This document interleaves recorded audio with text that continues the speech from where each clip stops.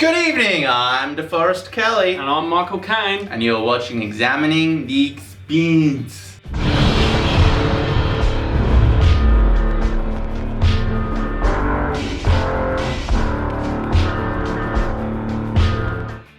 So, our columnists are dead. Sectioned off. Well, they're heading that way pretty rapidly. They're sectioned off in an old proto-molecule monument that is somewhat dormant. A tsunami has wiped through, blown to people. Things have escalated slightly. Things continue to steadily escalate. So yeah, we take this tense situation where there's all this political strife and everyone out their throats, so we throw them all in together in a tight-knit space. The perfect situation for them, yeah. To be all sitting on each other's laps. And then we introduce the old eye parasites, which is a fucking terrifying idea. Oh yeah, it is. Yeah, these little fucking creatures breeding in your eye fluid and then slowly eating away at the mass. That's just pretty much as fucking bad as it gets. Yeah. All the things you want, that's not what you want in your eye. Microorganisms eating away at it. Yeah. None of their natural competitors are in us. So our vitreous fluid is a new environment that they are quite happy in. Lots of little green babies filling up the space. So that they're eating away at our eyes. Yes, they probably will end up eating away at our eyes. It kind of irritates me a little bit that they're still going on about the fucking lithium and the politics. Oh yeah, it's fucking weird, eh? It's like one-track mind, right? Yeah, you'd think that they'd be able to just be like, okay, let's survive. Let's just try and survive. Although Mercury does reveal in this episode that, he's not being motivated by, like, psychopathic urges, that it's just a fuckload of money. Which, I don't know, Like again, a I'm not... fuckload of money. I'm not, he's obviously unsavory, right? That's the thing. He's an unsavory person. He's there for his own interests and da-da-da-da-da, right? But, like, he's got... the means to achieve his ends were ultimately going to be non-violent. He says that, right? It was going to be non-violent, essentially. They were going to, like, wait them out or whatever. And it's like... And even now, they're stuck in this tight situation, and he's like, don't overreact, don't cause any violence, everyone just calm down, we got the food, we got the water, we got the equipment.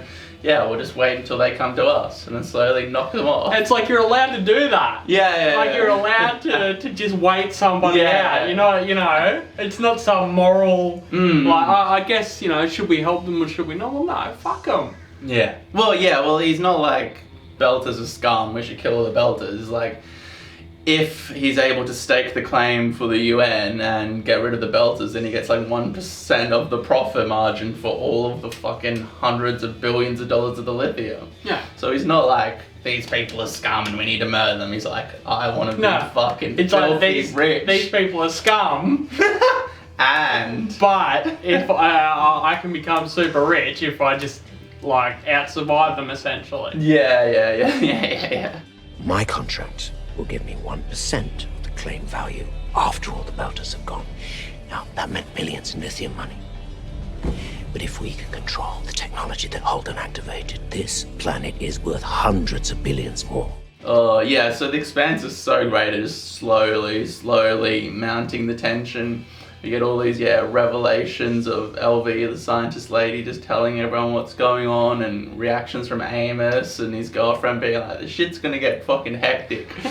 Real fucking really quickly, one day till they all go blind or whatever. Yeah. And then right at the end, we get the reveal of the death slugs, which is fucking great.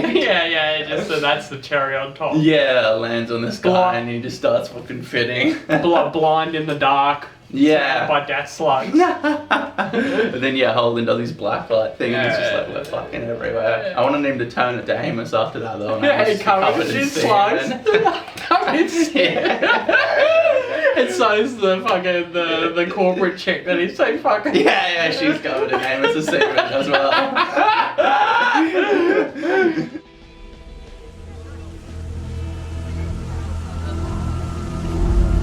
Everywhere.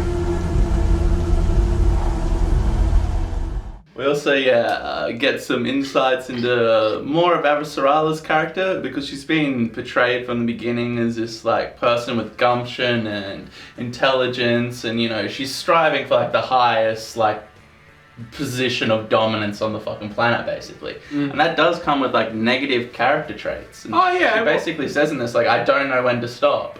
Yeah. I don't know how to stop, and when it starts damaging my life and the people around me, I don't know when is enough to say, all right, I'm done. I'm not going to push anymore. Well, again, like we said last time, it comes from that deep-seated root of fearing, you know, a repeat of the Eros incident, and she keeps saying that, right? That's where it's all coming from. It's a you know, obviously it's wrong, right? Yeah. She's in the wrong, but her intentions are correct. Right? Yeah, and then she's just getting fucking bad luck after bad luck.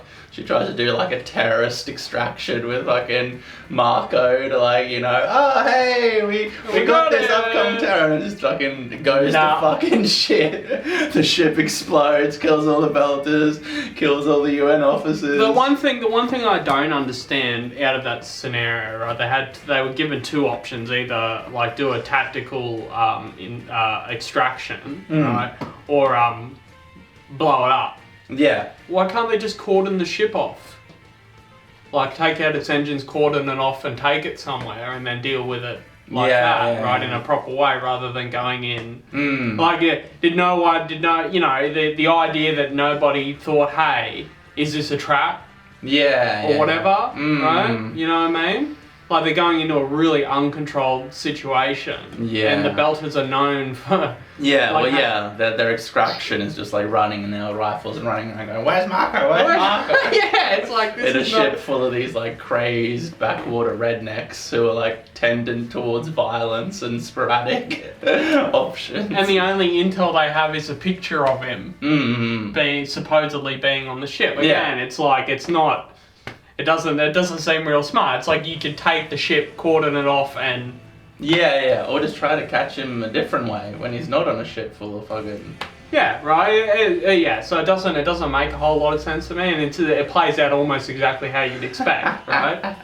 Horribly. Yeah, if you expected them to go in guns blazing and emerge with Marco, then you're wrong. You're wrong. Well, the general guy says, like, the odds of us getting him out alive are fucking pretty nil. But the odds of getting him out at all, whether he's actually in there, are not very high. Yeah. Right? Well, that kind of extraction thing is more like a murderous thing, right? You go in and you just fucking kill everyone, like the Osama bin Laden thing. You don't go in there and, like, handcuff him and bring him out. You just go in there and fucking kill everybody. Yeah. Well, I guess that wouldn't be a good political play either. Well, it wasn't a good political play anyway. Yeah.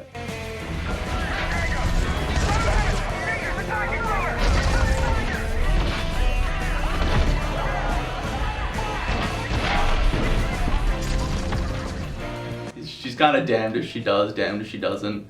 She can just let him do his thing, I guess. Be a terrorist. If she sections off the ship, then, like, she's enslaving Belters. But it's fucking you can wrap it in. Oh well, we suspect there's a terrorist on board, right? Yeah. Who did this, and this. And we'll let him go as soon as we establish that there's no terrorists on there. Like, I don't see what's wrong with that. Yeah, that makes more sense. They weren't in any pressing need to. Yeah, right then. There was no ticking clock. Yeah. So he may or may not do things later on. But I think she okayed the decision. She okayed it in response to having lost the previous exchange with Marco. Right? So they were rash actions. Yeah, and she's got all this election stuff weighing on her, and she keeps on losing points and keeps on making mistakes. So she's like, this could be a win, and this could be a victory. Yeah, that's if what we get him out. Was. Yeah. And now it's going to turn into a fucking shit sandwich. No, it's the opposite of what she wanted.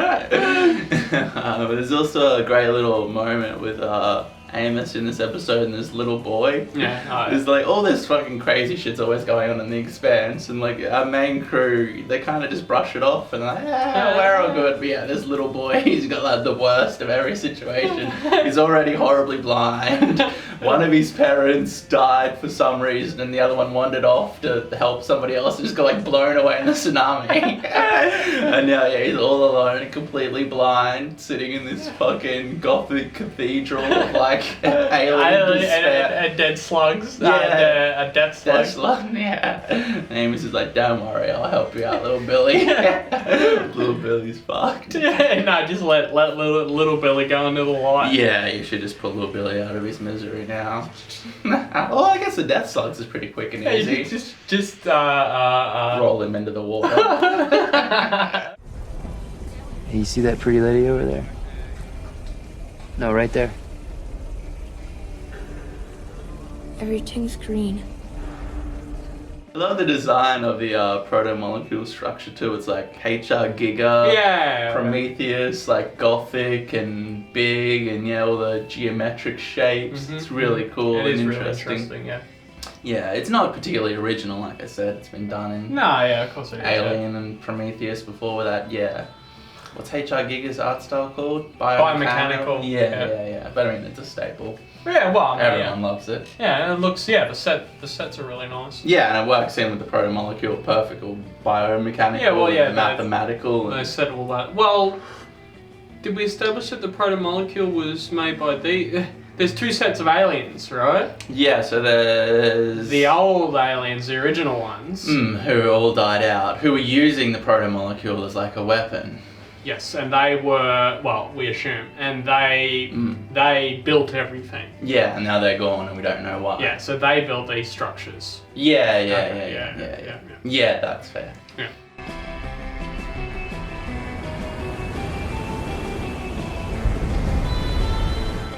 Yeah, it is always great to see Avasarala just dress down her like press secretary. Oh yeah, no, it's funny. Just verbally abuse people. Fuck you! No, fucking not. Maybe I shouldn't have fucking done it. With a croaky smoker's voice. Why don't you just go fuck yourself? Smoking 2 ciggies at once.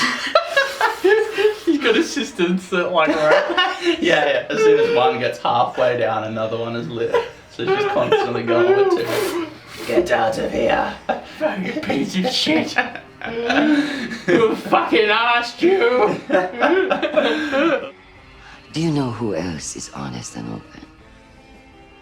The person who says nothing when nobody asks a fucking question! I talked about it with Jasper a lot last episode as well, so I won't go into it a whole lot. But yeah, in the book, there's a gender swap with the belter who blows up the platform and goes up to the Rossi. It's a man. Oh, what's her face? Yeah. It's not the mum on the ship, it's the dad. Okay. His name is Basia, and yeah, like he's a welder. His father with Katara and stuff, who died in like season 2.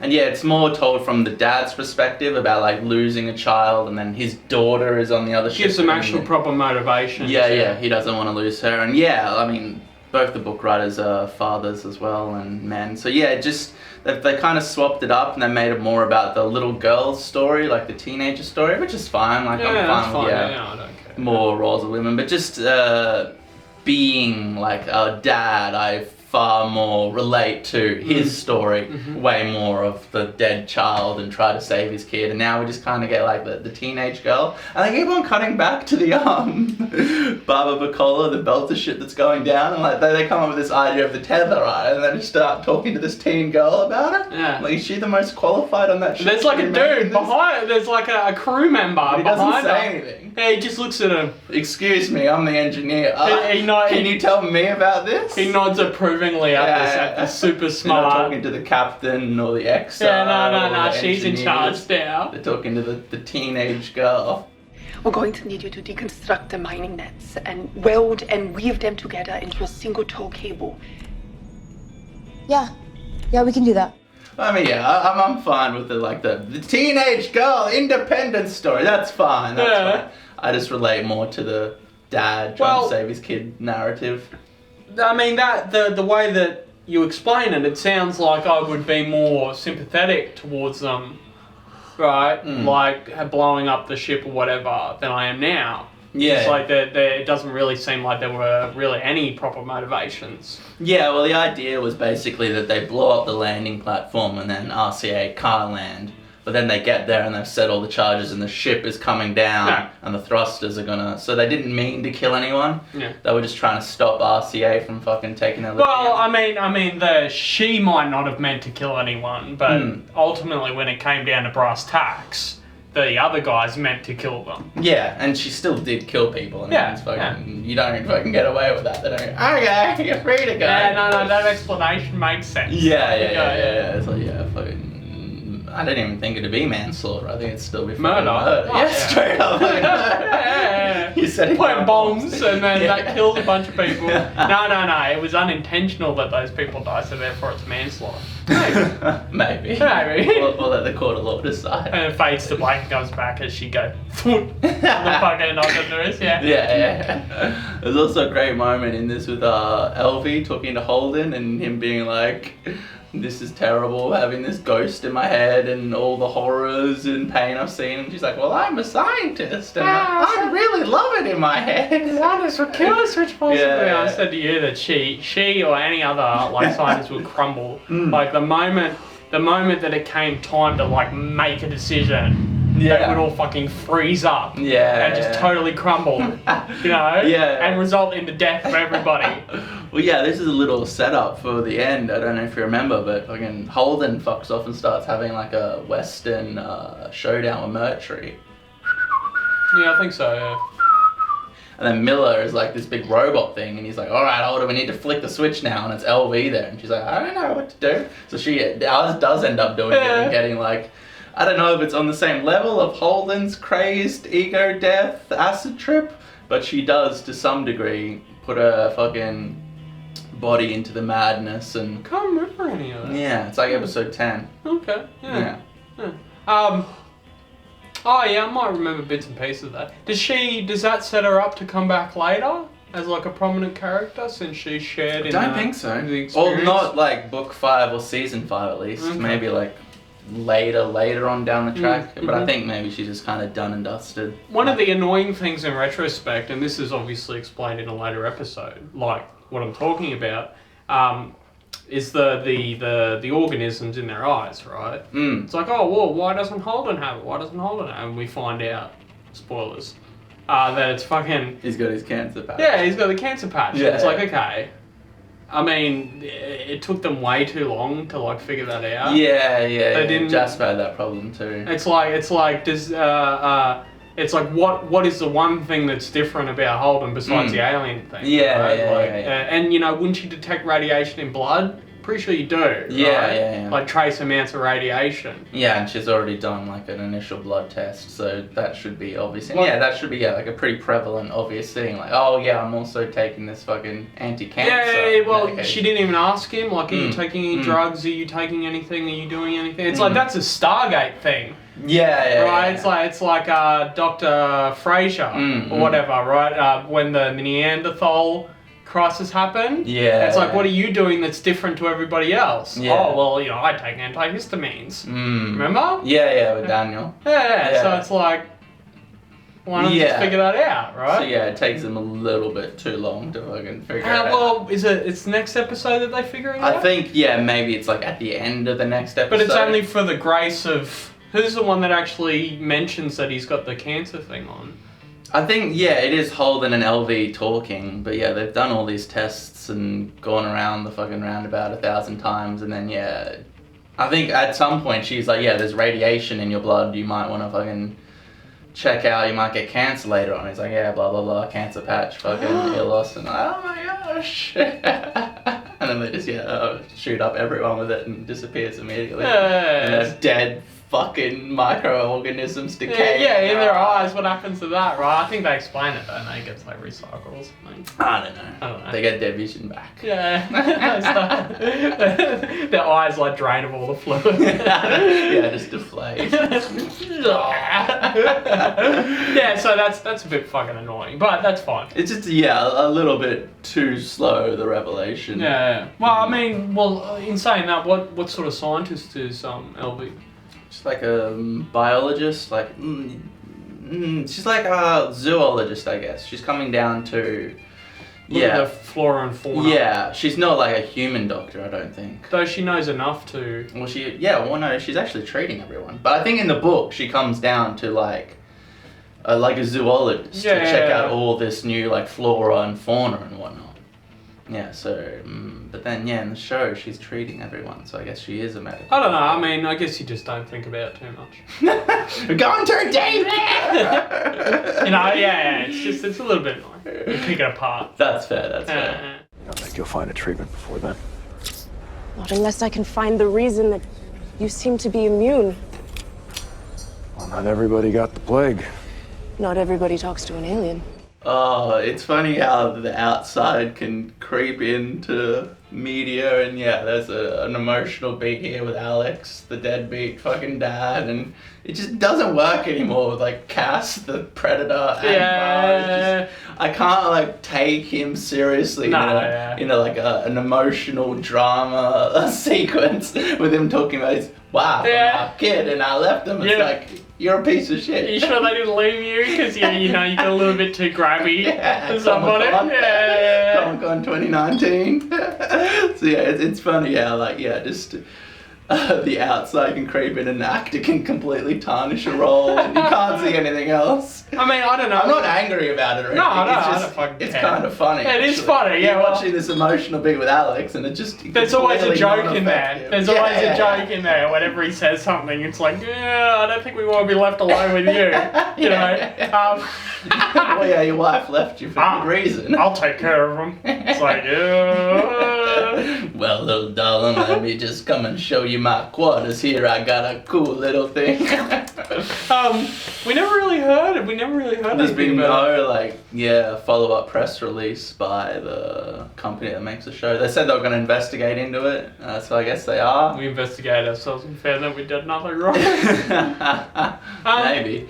But it's better than just like the gun-ho reaction of everyone else. It's just like, you're instantly fired. Your career is instantly done. So they are like proactively trying to figure out what happened. Don't get me wrong, right? It's, you're right. I don't see in the same way. But at the end of the day, they are allegations, right? That's the point. So you just let you shouldn't be fired or whatever until pending investigation. Innocent before proven guilty is supposed to be like the Western democracy adage, right? Rather than someone says something about you on Twitter and we destroy your career. No, the point being is the reason why companies act like that on accusations is because of the PR, the perceived PR response, right? And people go after them. Yes, I don't know. And I think there is enough evidence that like he's done something. He's been up to some shady. I haven't reviewed it. I haven't looked at it. I saw the accusations. I saw a bunch of people talking about it. I go, okay, Yeah, I've heard from a few different sources that is a bit. How's it going? How's it going, darling? That's funny. Yeah, I don't know. Bill Cosby. Well, he's in season 5, right? Yeah, in the entirety of season 5. He wasn't in any like the press releases or like the panel. They're trying to keep it on the down. But they haven't cut him out. He was in the trailer. He didn't get a line, but you do see him. He's in the background. I'd say they probably are going to transition away from him. Oh yeah, he won't be in season 6. Yeah. It'll just be... Well, I'm glad Alex went back to his family in between seasons. And Trevor... And lived happily ever after. Trevor, your piloting abilities are equivalent to Alex. Your name is now Alex. Let's move on. Done. Meanwhile... Cassan bus in the home. Did somebody say KFC? I don't care. I love it.